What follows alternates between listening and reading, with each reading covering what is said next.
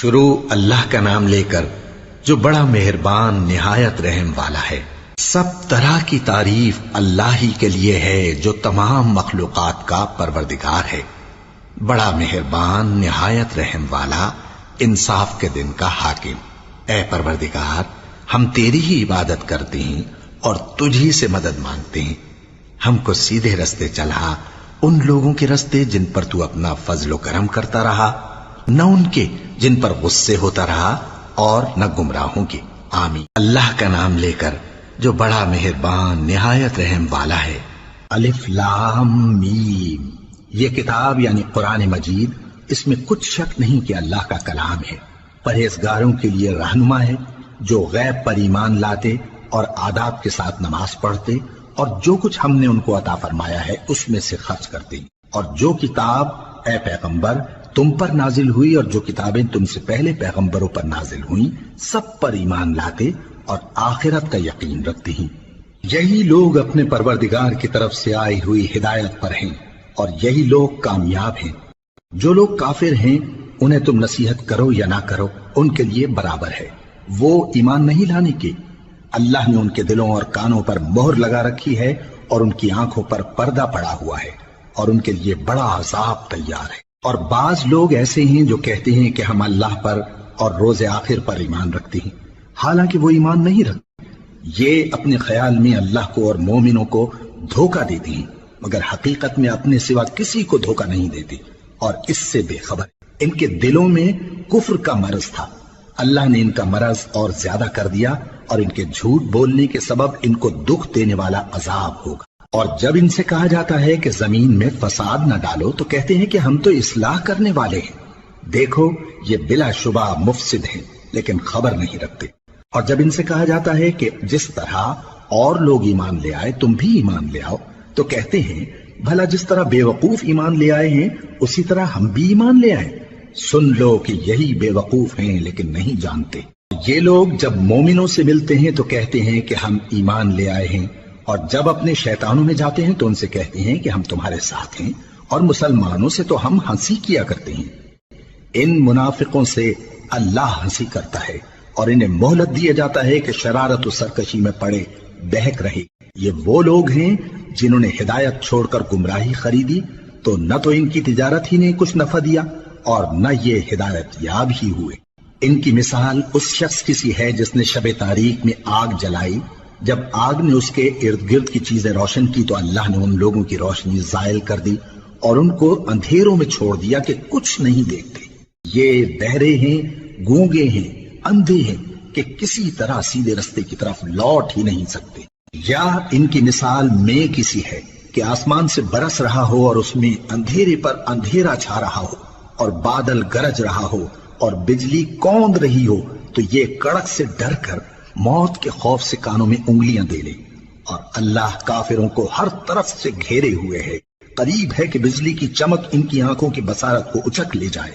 جب بجلی چمکتی اور ان پر روشنی ڈالتی ہے تو اس میں چل پڑتے ہیں، اور جب اندھیرا ہو جاتا ہے تو کھڑے کے کھڑے رہ جاتی ہیں۔ اور اگر اللہ چاہتا تو ان کے کانوں کی سنوائی اور آنکھوں کی بینائی دونوں کو زائل کر دیتا۔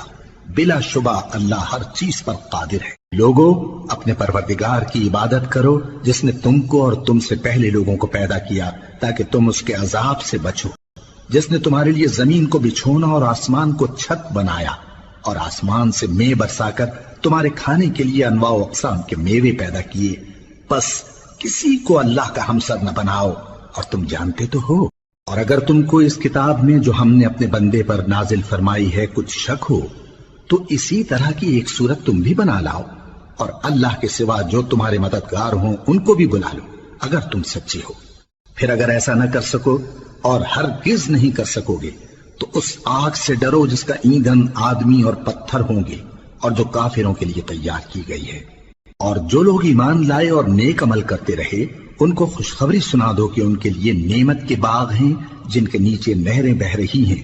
جب انہیں ان میں سے کسی قسم کا میوہ کھانے کو دیا جائے گا تو کہیں گے یہ تو وہی ہے جو ہم کو پہلے دیا گیا تھا، اور ان کو ایک دوسرے کے ہم شکل میوے دیے جائیں گے اور وہاں ان کے لیے پاک بیویاں ہوں گی اور وہ بہشتوں میں ہمیشہ رہیں گے۔ اللہ اس بات سے آر نہیں کرتا کہ مچھر یا اس سے بڑھ کر کسی چیز مثلاً مکھی مکڑی وغیرہ کی مثال بیان فرمائے۔ اب جو مومن ہیں وہ یقین کرتے ہیں کہ وہ ان کے پروردگار کی طرف سے سچ ہے، اور جو کافر ہیں وہ کہتے ہیں کہ اس مثال سے اللہ کی مراد ہی کیا ہے۔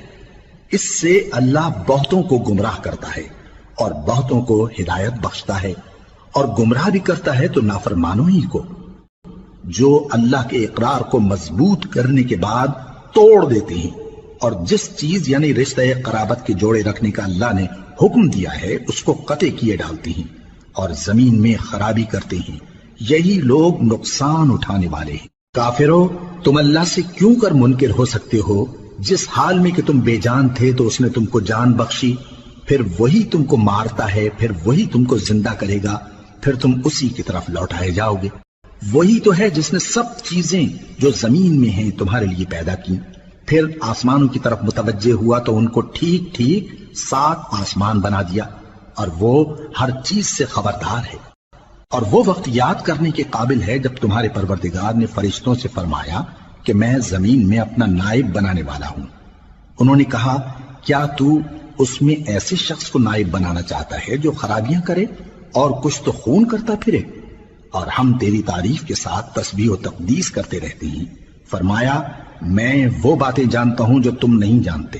اور اس نے آدم کو سب چیزوں کے نام سکھائے، پھر ان کو فرشتوں کے سامنے کیا اور فرمایا کہ اگر سچے ہو تو مجھے ان کے نام بتاؤ۔ انہوں نے کہا، تو پاک ہے، جتنا علم تو نے ہمیں بخشا ہے اس کے سوا ہمیں کچھ معلوم نہیں، بے شک تو دانا ہے، حکمت والا ہے۔ تب اللہ نے آدم کو حکم دیا کہ آدم، تم ان کو ان چیزوں کے نام بتاؤ۔